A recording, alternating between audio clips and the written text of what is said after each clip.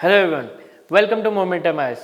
Nidhi, a module that allows you to preserve your value addition material, and in this session we are going to cover cases related to Council of Ministers.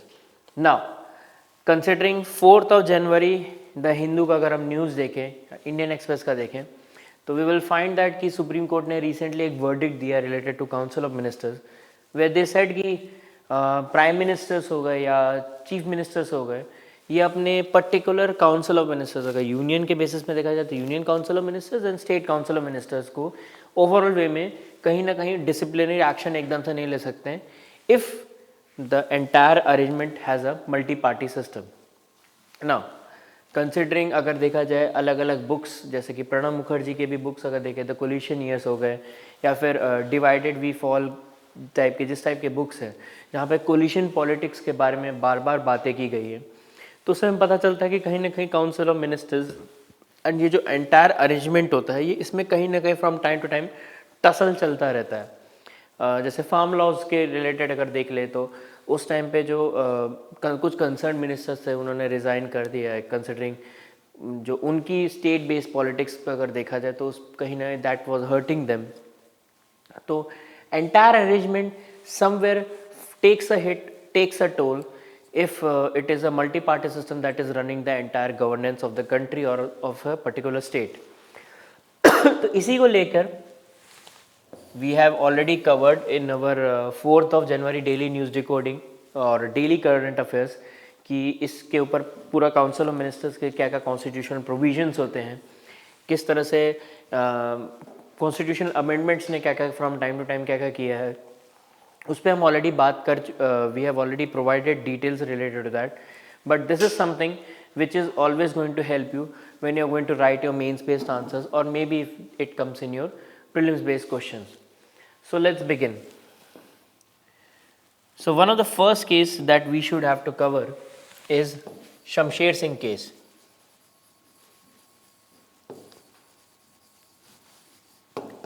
Now Shamsher Singh's case is mainly related to that कि overall way में अगर देखा जाए तो उससे हमें ये पता चलेगा जो प्रेसिडेंट या फिर वो देखा गवर्नर्स हो गए, एक बहुत ही बेसिक पॉइंट बोला सुप्रीम कोर्ट इसमें कहता है कि our country has parliamentary form of government which is responsible. So कहीं ना कहीं अगर स्टेट ऑफ पॉलिटी पे बात करें, हम कहीं ना कहीं इस चीज़ को पॉइंट को अगर कल के डेट में हमें ऐड करना पड़े कि इस parliamentary form of government is responsible, we can say yes because supreme court ने एक वर्डिक्ट ऑलरेडी दे के रखा है इन शमशेर सिंह केस में. No what is this all about? It's not only कि पार्लियामेंट्री फॉर्म ऑफ गवर्नमेंट है at state level, at central level, but it also says कि जो प्रेसिडेंट या फिर गवर्नर्स होंगे, इट डजेंट मीन कि जो एग्जीक्यूटिव एक्शंस होते हैं जैसे प्रेसिडेंट के आर्टिकल 53 के अंडर आते हैं, गवर्नर के स्पेसिफिकली उस अकॉर्डिंग आता है, तो इसके बेसिस पे अगर कुछ एक्शन एग्जीक्यूटिव एक्शन होना है जो उनकी सेटिस्फैक्शन को उनके डिस्क्रिशन को फॉलो करे, उस बेसिस पे वी फाइंड दैट कि this satisfaction is not merely just satisfaction of the president and governor, एक पर्टिकुलर इंडिविजुअल की सेटिस्फैक्शन पे बात नहीं आएगी, but it is actually the satisfaction of council of ministers जिसके एड एंड एडवाइस पे concerned individual work करेगा. So this is one of the important thing that we need to understand or that we have to understand because considering article 74 या 75 पे जिस तरह से जो चीज़ें दी गई हैं कि काउंसिल ऑफ मिनिस्टर होते कौन है, क्या क्या होते हैं, उस बेसिस पे this point is very much important and this as well. So keep this thing in mind. Next, UN Rao versus Indira Gandhi case.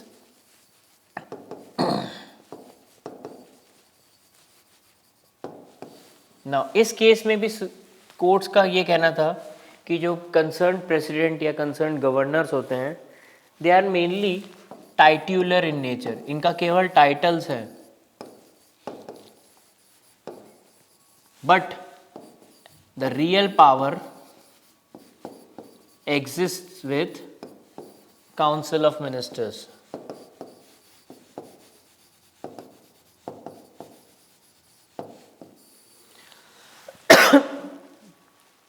So these are some of the two important things that you need to understand कि जो इस पे basis पे कहा गया, यानी कहीं ना कहीं अगर आपको कहीं ने बोला भी जाए कि काउंसिल ऑफ मिनिस्टर्स के पावर्स क्या, president as a check and balance कहाँ कहाँ आ सकता है, या फिर council of ministers as a check and balance क्यों इतना इम्पॉर्टेंट है, तो आप it's not only about constitutional provisions और लीगल प्रोविजंस क्या क्या अवेलेबल है हमारे पास, उस पे बेसिस पे भी नहीं, बट जुडिशियल एस्पेक्ट को भी कवर करके वी कैन टेल कि what has been done from time to time. In addition to this, Sanjeevi Naidu versus State of Madras.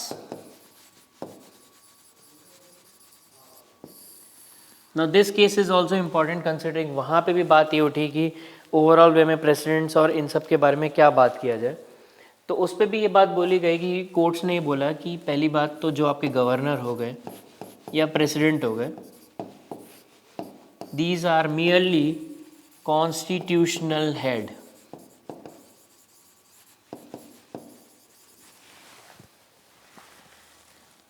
And the government is run by council of ministers. Remember this, government is run by Council of Ministers, real power exists with Council of Ministers, and satisfaction of President and Governor is nothing but it is the satisfaction of Council of Ministers. तो ये कुछ important points as a analysis भी आप add कर सकते हैं जो कि आपको ध्यान रखना है. And again as I said कि शमशेर सिंह में satisfaction की बात हुई थी, यहाँ पे discretion की बात हुई कि जो ये डिस्क्रिशन है प्रेसिडेंट की, it is not the discretion of president और governor but it should be the discretion of council of ministers.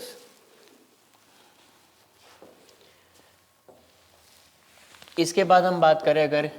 UPPSC versus Suresh Chandra case.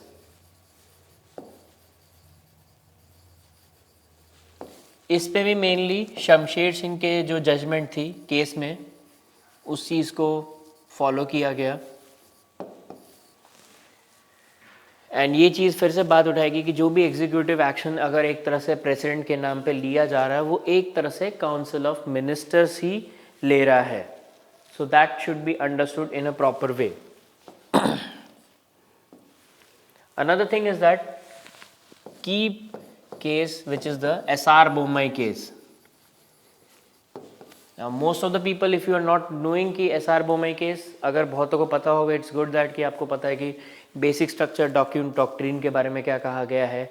No confidence है मेजॉरिटी ऑफ द गवर्नमेंट के बारे में क्या क्या कहा गया है. But SR Bommai was a former chief minister of Karnataka and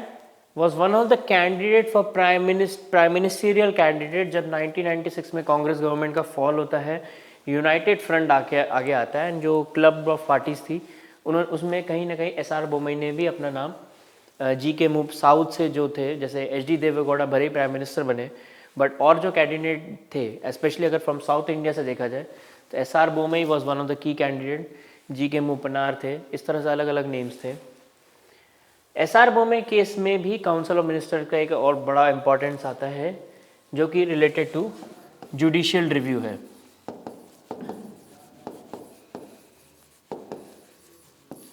mainly क्या है कि article 74 clause 2 which talks about कि whatever aid and advice which are given to the president is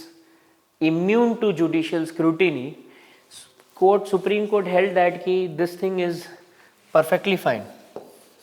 कि courts are barred कि आप क्या decision दे रहे हो, considering secrecy of the instructions हो गया, जो भी चीज़ें हैं उस चीज़ को conserve करने के लिए it was fine. But the thing is that कि court ने कहा कि जो material on the basis of which वो advice जारी किए जा रहे हैं that can be under judicial scrutiny.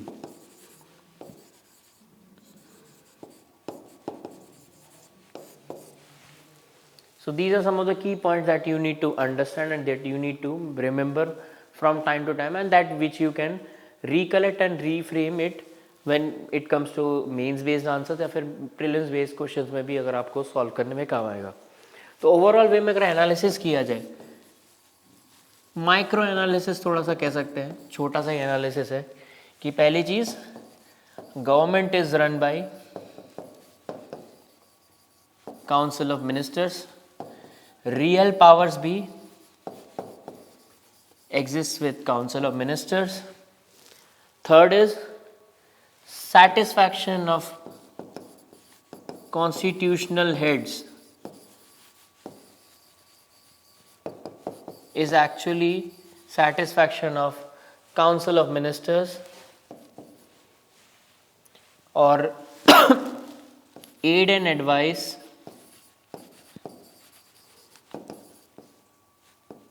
doesn't have complete blanket of judicial scrutiny. तो ये कुछ चीज़ें हम एनालिसिस के वे में देख सकते हैं काउंसिल ऑफ मिनिस्टर से रिलेटेड कि क्या क्या इंपॉर्टेंट चीज़ें हैं. इनफैक्ट रियल पावर की भी बात की हमने, गवर्नमेंट की भी बात करी, एंड ओवरऑल में अगर रिस्पॉन्सिबल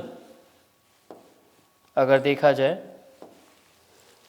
तो it is somewhere council of ministers are somewhere responsible. And considering collective and individual responsibility की हम बात तो करते ही हैं अगर काउंसिल ऑफ मिनिस्टर्स के ओवरऑल वे में देखा जाए कि कैसे वो लोकसभा के लिए, लोअर हाउस ऑफ द के लिए इम्पॉर्टेंट होता है, पार्लियामेंट के लिए. So with this we are ending this session. Hope you liked it. Hope you can use this information to in your in your mains based answers or prelims tackling prelims based questions. Thank you to all.